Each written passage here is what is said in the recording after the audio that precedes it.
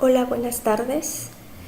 Soy Azul Celeste Cayetano Peralta, médico general y aspirante a la carrera de Ingeniería en Biotecnología.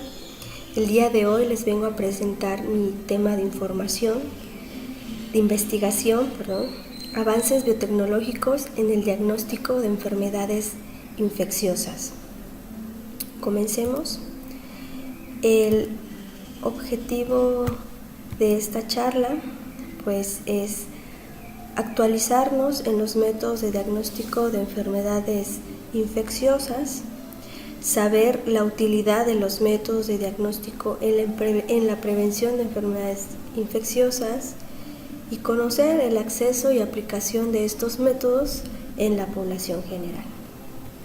Nuestro propósito es conocer los avances que hay para poder mejorar los diagnósticos actuales en cuanto a identificar bien cuál es la cepa involucrada, que los resultados sean más rápidos, que sean útiles en casos nuevos o en casos de resistencia, que sean accesibles para la población y aplicarlo en el estudio y diagnóstico de enfermedades infecciosas. A lo largo del tiempo, las enfermedades infecciosas han sido diagnosticadas utilizando técnicas que se desarrollaron a fines del año 1800. Entonces, esas técnicas son las conocidas tinción de Gram, que es la que mostramos acá arriba, que con un colorante, dependiendo del tipo de coloración que nos dé, podemos identificar si es un parásito o una bacteria y tener la idea de qué especie es. Y abajo tenemos un cultivo en agar, que es otro método que se utiliza para el diagnóstico de enfermedades infecciosas, para cultivarlas, saber cuál es su cepa, pero estas tardan mucho tiempo porque hay que esperar que la cepa crezca, se puede contaminar al momento de colocar la muestra o al momento de tomar la muestra y pues a veces no es muy específico.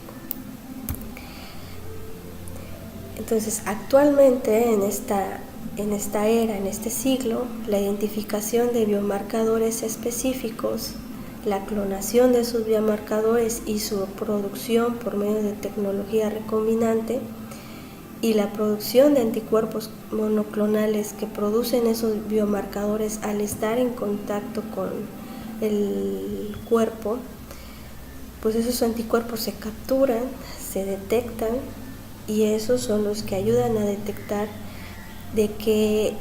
cuál es la etiología de la infección, ¿no? Entonces los biomarcadores, pues como dice su nombre, son marcas que toda especie, sea virus, parásito, lo va a tener.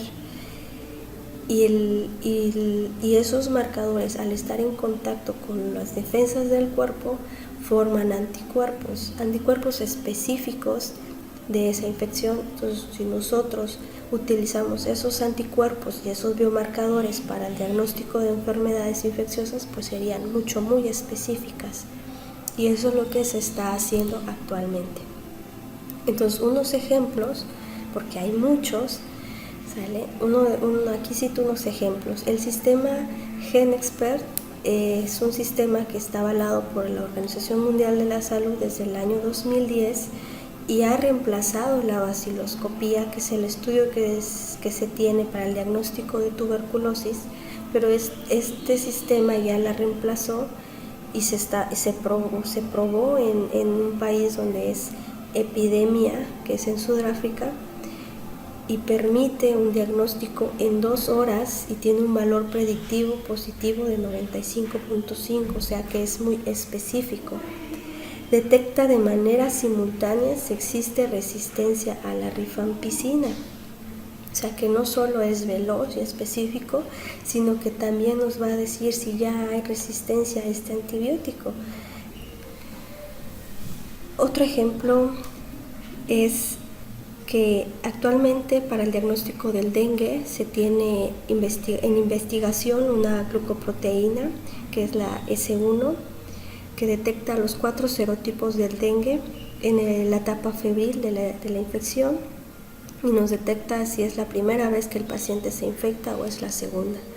Entonces, este es un estudio muy específico que aparte es innovador porque nos dice qué tipo de serotipo es, porque no hay un estudio específico, se tiene nada más la detección de las inmunoglobulinas, pero estas luego hacen falsos negativos. Por otro, ese es un ejemplo para detectar una enfermedad infecciosa transmisible por vector y que es muy frecuente, al menos aquí en la región del Istmo del estado de Oaxaca. Otro ejemplo es la metagenómica, que es el estudio del material genético que está presente en una muestra de sangre. Se extrae el ADN total, se secuencia y por medio de la bioinformática se identifican las diferentes unidades taxonómicas. O sea que sería como una biblioteca de todas las especies, bacterias, protozoos, virus, parásitos, amibas, ¿no? Una biblioteca, y al momento de tomarle al paciente una muestra de sangre para diagnóstico de tal enfermedad o tal agente causal, y lo compararíamos con ese ADN para detectar, ya la computadora nos diría si coincide con tal agente causal. Ese es el avance en cuanto a la metagenómica. Y bueno, pues la mejora de los métodos se está llevando a cabo, hay actualización, hay mejoras, hay investigaciones, pero muchos de estos avances pues son costosos para realizarlos, entonces solo se están pagando para investigación, aún no se tienen al alcance de las personas, al alcance de nosotros como médicos, por los altos costos. Entonces se requiere inversión, infraestructura y personal preparado para su realización. Pero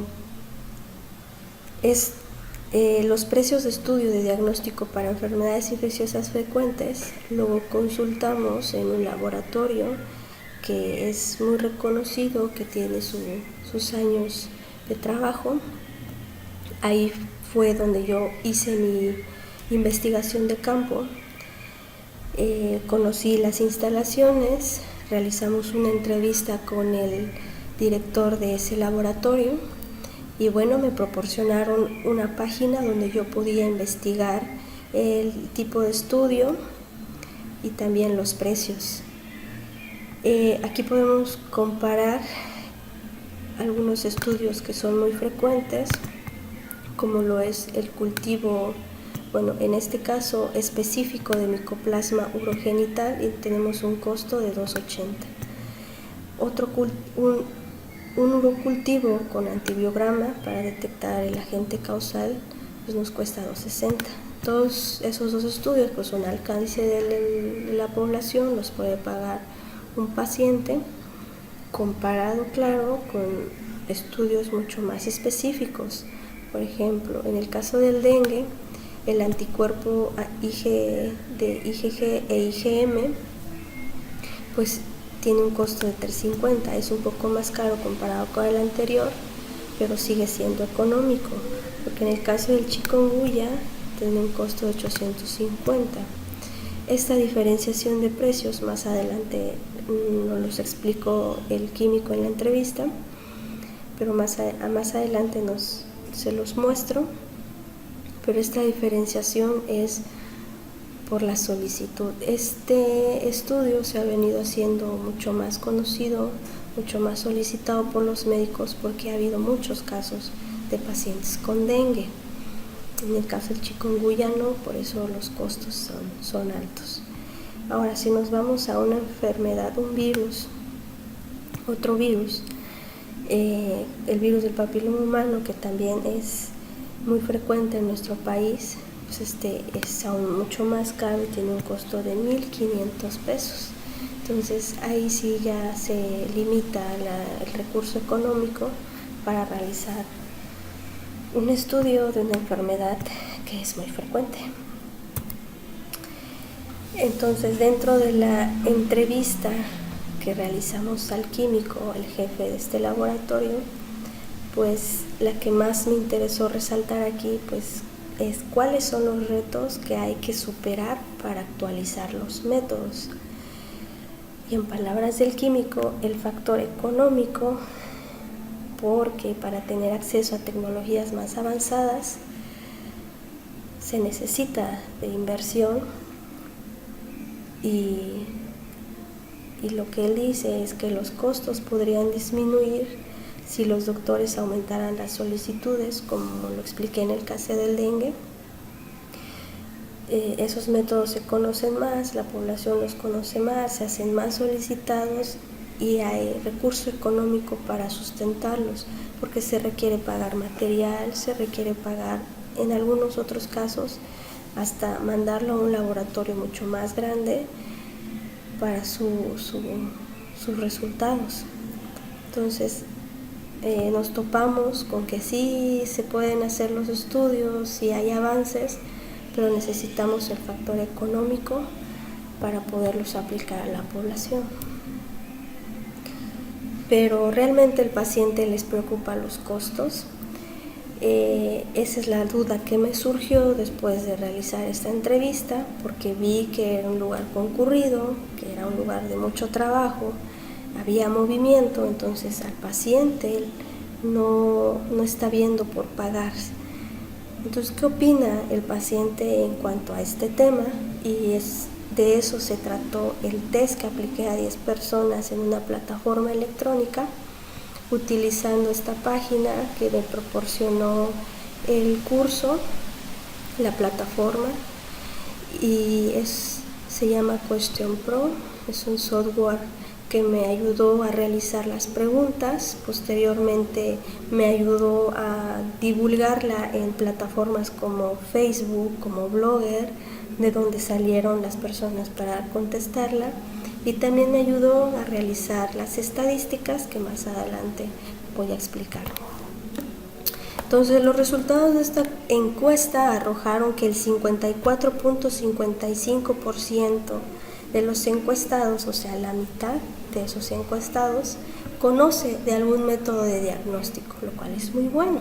Entonces, ese mismo porcentaje prefieren que la muestra de recolección sea de saliva comparada con la de sangre, con la de orina o con la de fecas. Entonces, esa es la opinión de los encuestados y optan por resultados más rápidos. Entonces, no es tanto la cuestión económica, porque el 36.36% de esos encuestados le interesa los costos al momento de realizarse un estudio, pero la mayoría prefiere que sean rápidos. Pero en lo que sí está de acuerdo la mayoría, o sea, un 90.91%, es que acepta que se realicen estudios rápidos de detección en caso de brotes, porque lo hemos tenido, el caso de influenza, el de dengue, el de Zika y muchos otros que se han presentado en otros estados de la República, como la varicela, la tosferina, que se creen erradicados o controlados, pero se siguen saliendo. Entonces, con un solo brote que haya, se puede diseminar a toda una población. Y estudios rápidos de detección pues ayudarían a controlar esa diseminación. Ese mismo porcentaje opina que se requiere de la intervención de la biotecnología para la mejora de los métodos. Pero como ya vimos, no solo es que se quiera, sino que se necesita recurso económico. ¿Vale?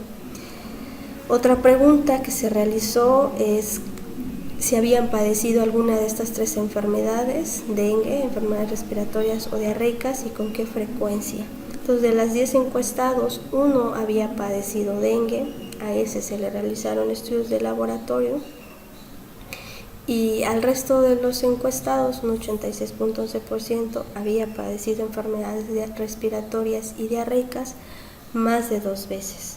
Estas son enfermedades muy frecuentes, entonces es muy general decir enfermedades diarreicas, pero dependiendo de la edad, dependiendo de la sintomatología, nosotros podemos diagnosticar o nos podemos dar idea de cuál es el agente causal. Y es por eso que a esos encuestados que no les hicieron estudios de laboratorio, porque se diagnostica más por clínica. Sin embargo, pues sí se podrían estudiar, sí se podrían mandar a hacer estudios de diagnóstico, porque son muy frecuentes. ¿Sale? A las conclusiones que llegamos es que los avances que se tienen hasta ahora son gracias a la biología molecular y representan el futuro en los métodos de diagnóstico. Sí hay actualizaciones, sí hay avances, se está realizando cambios para el diagnóstico de las enfermedades infecciosas, y todo gracias a la biología molecular. Por otro lado, los métodos más actualizados que hay al alcance pues son caros, se requiere de recurso económico, llevan tiempo en analizarse y pues se requiere de una técnica para la toma de muestra, comparado con los que tenemos ahora, pero es mejor actualizarnos porque nuestro entorno también se está actualizando, las bacterias, los virus se están adaptando a este nuevo ambiente. Entonces nosotros también debemos actualizarnos y modernizarnos. Y por último, para la población general, pues el método de diagnóstico perfecto sería pues un método que pida una muestra sencilla como la de saliva, porque es fácil de sacar, no es invasiva, se puede dar las veces que quiera, ¿no?